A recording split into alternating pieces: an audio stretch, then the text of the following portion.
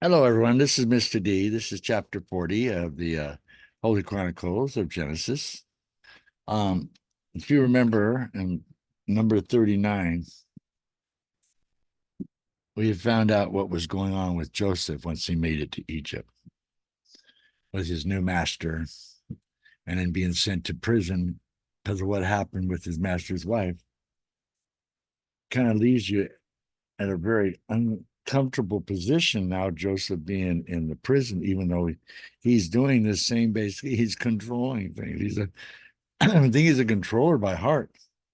Well, a couple of things they said here in the Bible that I didn't get a chance to really relate to you that had to do with chapter 39 is Heavenly Father, people will try to tempt you into doing things you know you should not do. Flee from those people. The harm that will come to you by giving in to temptation will be far worse than the words of those people who will speak against you. Keep your eyes on me, on God, and I will bring, and I will be right by your side. But we all know God's there beside us.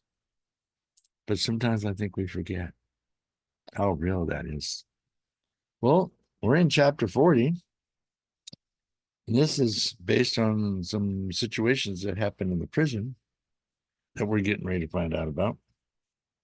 So why don't we get started? Chapter 40, verse 1. Sometime later, Cupbearer and the baker of the king of Egypt offended their master. The king of Egypt, the Pharaoh, was angry with the two officials, the chief cupbearer and the chief baker, and put them in the custody of the house of the captain of the guard in the same prison where Joseph was confined.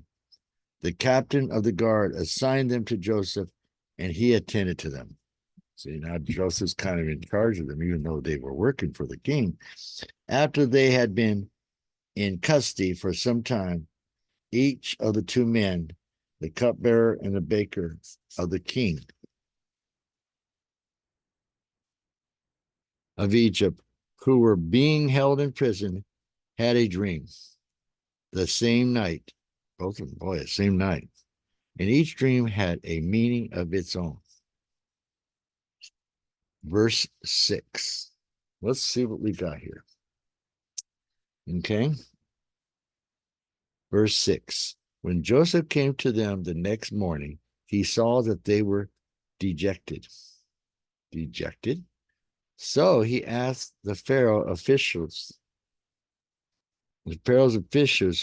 who were in custody with him in his master's house, why do you look so sad today? Well, we both had dreams, they answered, but there is no one to interpret them. And Joseph said to them, do not interpretations belong to God? Tell me your dream. You know, tell me a dream. Maybe he was asking, tell him a dream so he could ask God. Then Joseph said to them, do not interpretations belong to God. Tell me your dream. So the chief cupbearer told Joseph his dream. He said to him, in my dream, I saw a vine in front of me, and on the vine were three branches. As soon as it budded, it blossomed, and its clusters ripened into grapes. Pharaoh's cup was in my hand, and I took the grapes, squeezed them into the Pharaoh's cup, and put the cup in his hand. Oh, that's a strange dream. This is what it means, Joseph said to him. The three branches are 3 days. Within 3 days, the Pharaoh will lift up your head and restore you to your position, and you will put the Pharaoh's cup in his hand, just as you used to do when you were his cupbearer. But when all goes well with you, remember me and show me kindness. Mention me to the Pharaoh and get me out of this prison.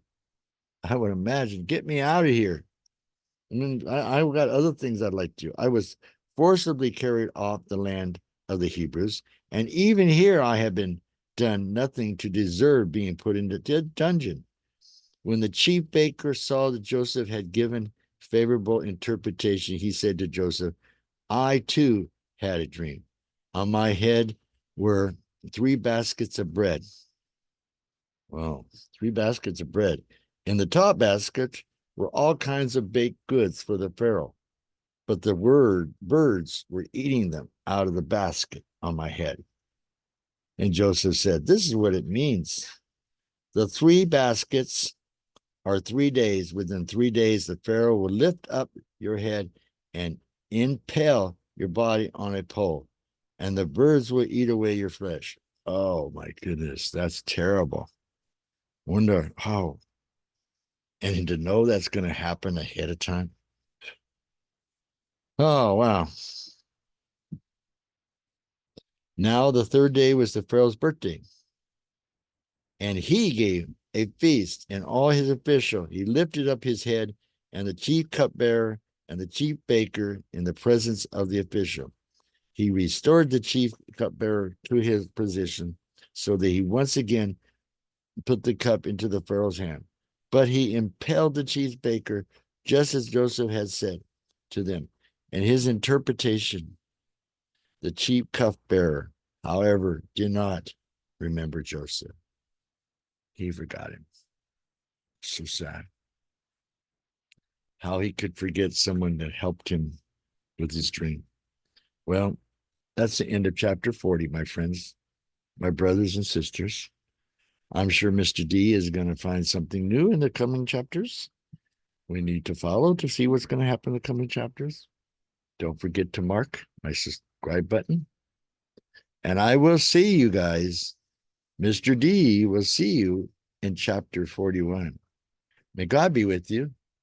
Have a great night. God bless.